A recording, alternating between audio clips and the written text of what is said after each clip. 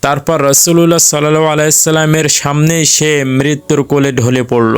নাহমাদুহু ওয়া নুসাল্লি আলা রাসূলিহিল কারীম, আম্মা বা'দ। কাতাদা থেকে বর্ণিত, তিনি বলেন, আমি আনাস ইবনে মালিক রাদিয়াল্লাহু তাআলা আনকে জিজ্ঞেস করলাম, রাসূলুল্লাহ সাল্লাল্লাহু আলাইহি ওয়াসাল্লামের কিরাআত কি রূপ ছিল? তিনি বললেন, টেনে পড়তেন। উম্মে সালামা রাদিয়াল্লাহু তাআলা আন থেকে বর্ণিত, উম্মে সালামা বলেন, রাসূলুল্লাহ সাল্লাল্লাহু আলাইহি ওয়াসাল্লাম প্রতিটি আয়াত আলাদা আলাদা করে পড়তেন। যেমন আলহামদুলিল্লাহি রাব্বিল আলামিন পাঠ করে একটু থামতেন। তারপর আর রহমানির রহিম পাঠ করে একটু থামতেন। তারপর মালিক ইয়াউমিদ্দিন পাঠ করতেন। আব্দুল্লাহ ইবনে আবু কায়েস থেকে বর্ণিত, তিনি বলেন, আমি আয়েশা রাদিয়াল্লাহু তাআলা আনকে জিজ্ঞেস করলাম, রাসূলুল্লাহ সাল্লাল্লাহু আলাইহি ওয়াসাল্লাম কি আস্তে কিরাত পড়তেন না উচ্চ স্বরে? তিনি বললেন, উভয়টি করতেন। কখনো আস্তে পড়তেন, আবার কখনো উচ্চ স্বরে পড়তেন। আমি বললাম, আল্লাহর প্রশংসা যে তিনি এ ব্যাপারে দু ধরনেরই সুযোগ রেখেছেন। উম্মু হানি রাদিয়াল্লাহু তাআলা আন থেকে বর্ণিত, তিনি বলেন, আমি আমার গৃহে ছাদে অবস্থান করে রাত্রিবেলায় নবী সাল্লাল্লাহু আলাইহি ওয়াসাল্লামের কিরাত শুনতে পেতাম।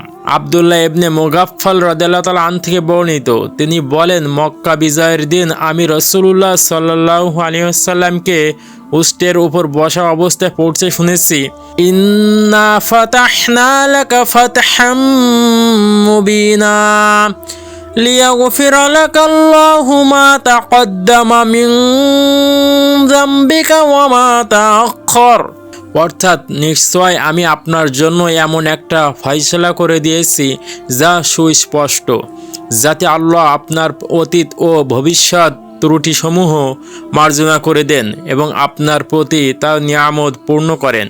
রাসূলুল্লাহ সাল্লাল্লাহু আলাইহি ওয়াসাল্লাম তা তারুজি করে পড়ছিলেন।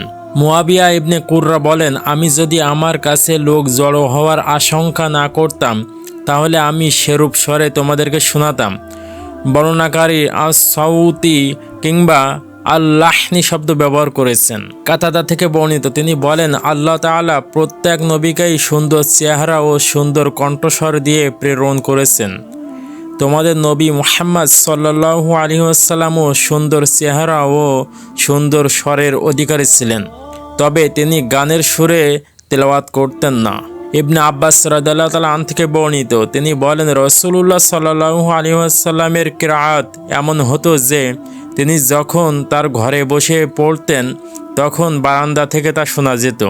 আব্দুল্লাহ ইবনে শিক্ষির থেকে বর্ণিত, তিনি তার পিতা হতে বর্ণনা করেন, তিনি বলেন, একদা আমি রাসূলুল্লাহ সাল্লাল্লাহু আলাইহি ওয়াসাল্লামের কাছে উপস্থিত হয়ে দেখতে পেলাম যে তিনি সালাত আদায় করছেন। এমত অবস্থায় তার বক্ষদেশ হতে কান্নার এমন শব্দ বের হচ্ছে যেমন চুলার উপর রাখা পাত্র হতে টকবক শব্দ শোনা যায়। আব্দুল্লাহ ইবনে মাসউদ রাদিয়াল্লাহু তাআলা আন থেকে বর্ণিত, তিনি বলেন, রাসূলুল্লাহ সাল্লাল্লাহু আলাইহি ওয়াসাল্লাম আমাকে বললেন, আমাকে কুরআন পাঠ করে শোনাও। আমি বললাম, আমি আপনাকে পাঠ করে শোনাবো যা আপনার উপর নাজিল হয়েছে। তিনি বললেন, আমি তা অপরের কাছ থেকে শুনতে পছন্দ করি। ফলে আমি সূরা নিসা পাঠ করতে শুরু করলাম। অতঃপর যখন আমি এই আয়াত পর্যন্ত পৌঁছলাম, ওয়াজিনা বিকা আলা হাউলাই শাহিদা, অর্থাৎ আপনাকে ডাকবো তাদের উপর সাক্ষী রূপে, তখন আমি দেখতে পেলাম যে রাসূলুল্লাহ সাল্লাল্লাহু আলাইহি ওয়াসাল্লামের চক্ষুদ্বয় হতে অশ্রু প্রবাহিত হচ্ছে। আব্দুল্লাহ ইবনে আমর রাদিয়াল্লাহু তাআলা আন থেকে বর্ণিত, তিনি বলেন, রাসূলুল্লাহ সাল্লাল্লাহু আলাইহি ওয়াসাল্লামের যুগে একবার সূর্যগ্রহণ হয়। রাসূলুল্লাহ সাল্লাল্লাহু আলাইহি ওয়াসাল্লাম তখন সালাতে দণ্ডায়মান হন। এতে তিনি এত বিলম্ব করলেন যে মনে হচ্ছিল তিনি যেন আর রুকুতে যাবেন না। যখন রুকুতে গেলেন তখন মনে হচ্ছিল তিনি যেন আর মাথা তুলবেন না। তারপর যখন মাথা উঠালেন তখন মনে হচ্ছিল তিনি যেন আর সিজদায় যাবেন না। তারপর তিনি যখন সিজদায় গেলেন তখন মনে হচ্ছিল তিনি যেন আর মাথা উঠাবেন না। তারপর যখন মাথা উঠালেন তখন মনে হচ্ছিল তিনি যেন আর সিজদায় যাবেন না। তারপর যখন সিজদায় গেলেন তখন মনে হচ্ছিল তিনি যেন আর মাথা উঠাবেন না। তিনি দীর্ঘশ্বাস ফেলছিলেন আর ক্রন্দন করছিলেন এবং দোয়া পাঠ করছিলেন যে, হে আমার রব, তুমি কি এ মর্মে প্রতিশ্রুতি দাওনি যে আমার উপস্থিতিতে আমার উম্মতকে শাস্তি দিবে না? আমরা তোমার কাছে ক্ষমা প্রার্থনা করছি। রাসূলুল্লাহ সাল্লাল্লাহু আলাইহি ওয়াসাল্লাম যখন 2 রাকাত সালাত শেষ করলেন, তখন সূর্য বের হয়ে আসলো। অতঃপর তিনি কিছু বলার জন্য দাঁড়ালেন এবং আল্লাহর হামদ ও সানার পর বললেন, চন্দ্র ও সূর্য আল্লাহর 2টি নিদর্শন। কারো জন্ম বা মৃত্যুর সঙ্গে চন্দ্র ও সূর্য গ্রহণের কোনো সম্পর্ক নেই। যখন চন্দ্র বা সূর্য গ্রহণ হয় তখন তোমরা আল্লাহর জিকির এ লিপ্ত হও। ইবনে আব্বাস রাদিয়াল্লাহু তাআলা আন থেকে বর্ণিত, তিনি বলেন, রাসূলুল্লাহ সাল্লাল্লাহু আলাইহি সাল্লামের এক কন্যা মুমূর্ষু অবস্থায় ছিলেন। তিনি তাকে কোলে তুলে সামনে রাখলেন। তারপর রাসূলুল্লাহ সাল্লাল্লাহু আলাইহি সাল্লামের সামনেই সে মৃত্যুর কোলে ঢলে পড়ল। তখন উম্মে আইমান রাদিয়াল্লাহু তাআলা আন চিৎকার করে কাঁদতে লাগলেন।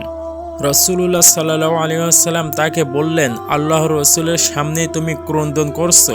উম্মে আইমান বললেন, আমি আপনাকেও কি অশ্রুসিক্ত দেখতে পাচ্ছি না? রাসূলুল্লাহ সাল্লাল্লাহু আলাইহি ওয়াসাল্লাম বললেন, আমি যে কান্না করছি তা নিষেধ নয়, তা আল্লাহর রহমত। অতঃপর তিনি বললেন, একজন মুমিন সর্বাবস্থায় মঙ্গলজনক অবস্থায় থাকে, এমনকি তার জীবন নিয়ে যাওয়ার সময়ও আল্লাহর প্রশংসা করে। আয়েশা রাদিয়াল্লাহু তাআলা আন থেকে বর্ণিত, উসমান ইবনে মাজউন রাদিয়াল্লাহু তাআলা আন মারা গেলে রাসূলুল্লাহ সাল্লাল্লাহু আলাইহি ওয়াসাল্লাম তার কপালে চুম্বন দিলেন। তিনি কাঁদছিলেন, অথবা রাবী বলেন তখন তার চোখ হতে অশ্রু পড়ছিল। আনাস ইবনে মালিক রাদিয়াল্লাহু তাআলা আন থেকে বর্ণিত, তিনি বলেন, রাসূলুল্লাহ সাল্লাল্লাহু আলাইহি ওয়াসাল্লাম তার কন্যার কবরের পাশে উপস্থিত হন। তিনি সেখানে বসেন। আমি দেখতে পেলাম তার চোখ হতে অশ্রু বেরোচ্ছে। অতঃপর রাসূলুল্লাহ সাল্লাল্লাহু আলাইহি ওয়াসাল্লাম বললেন, তোমাদের মধ্যে এমন কেউ কি আছে যে গত রাতে স্ত্রীর নিকটবর্তী হওনি? আবু তালহা রাদিয়াল্লাহু তাআলা আন বললেন, আমি। রাসূলুল্লাহ সাল্লাল্লাহু আলাইহি ওয়াসাল্লাম তাকে বললেন, তুমি কবরে অবতরণ করো। অতঃপর রাসূলুল্লাহ সাল্লাল্লাহু আলাইহি ওয়াসাল্লামের নির্দেশে আবু তালহা রাদিয়াল্লাহু তাআলা আন কবরে অবতরণ করলেন। আয়েশা রাদিয়াল্লাহু তাআলা আন থেকে বর্ণিত, তিনি বলেন, রাসূলুল্লাহ সাল্লাল্লাহু আলাইহি ওয়াসাল্লাম যে বিছানায় নিদ্রা যেতেন তা ছিল চামড়ার, এর ভেতরে খেজুর গাছের আঁশ ভরা থাকত।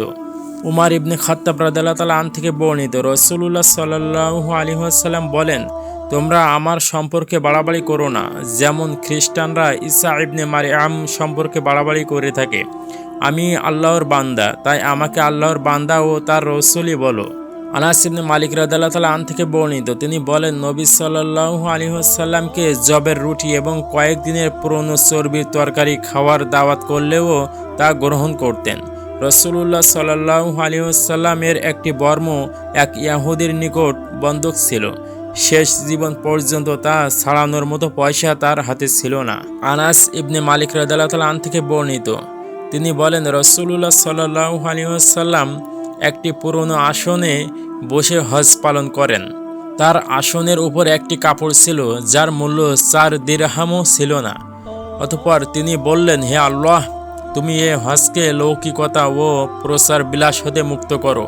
আনাস রাদিয়াল্লাহু তাআলা আন থেকে বর্ণিত, তিনি বলেন, সাহাবীগণের কাছে রাসূলুল্লাহ সাল্লাল্লাহু আলাইহি ওয়াসাল্লামের চেয়ে প্রিয় কোনো ব্যক্তিত্ব এ পৃথিবীতে ছিল না।